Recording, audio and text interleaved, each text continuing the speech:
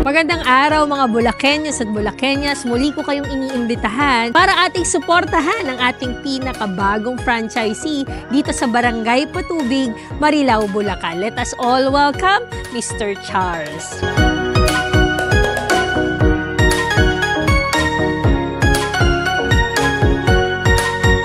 Nag-inspire po sa akin ng concept po. Sobrang unique po kasi and gusto ko talaga, pangarap ko talaga po magkaroon ng milk tea shop po. And nakita po yung The KRT and yun po yung naisip kong i-business po since gusto ko mag-business ng milk tea shop po. In a unique way.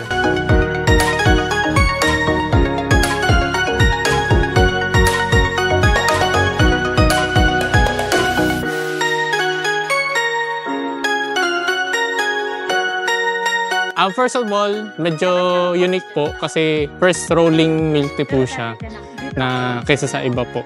Kasi sa iba po, store lang po, ganyan po. And advantage po natin, pwede tayo lumipat-lipat po sa ibang lugar kung saan mas madaming tao, mas madaming customer. And makarami po tayo ng benta. Inilalagay natin sa kanyang mga kamay upang maging daluyan ng mga pagpapat.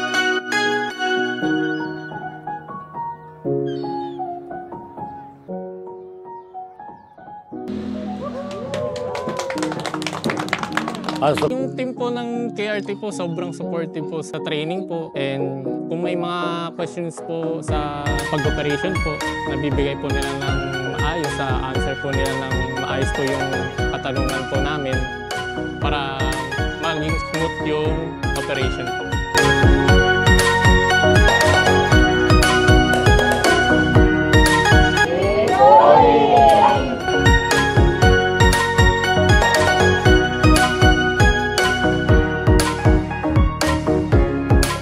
Ang ma-advise ko lang sa plan mag-franchise ng KRT, try nyo siya kasi sobrang unique yung concept and quality po ng drinks sobrang kakaiba. May quality po talaga siya na maganda.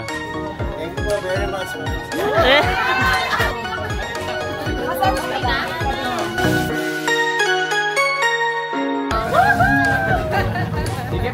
Hello po, ako po si Sarah May Concepcion. Ako po ay isang barista dito po sa Patubig, Marilao, Australia Homes.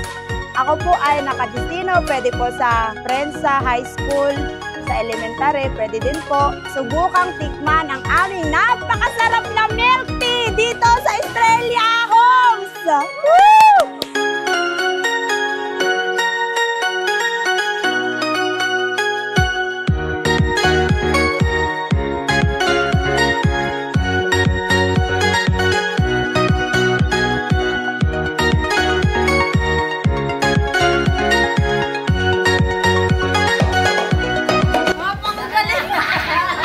Once again, this is Kate Valeriano, the CEO, President of KRT Dynasty Milk Tea Corporation. Keep rolling. Keep rolling!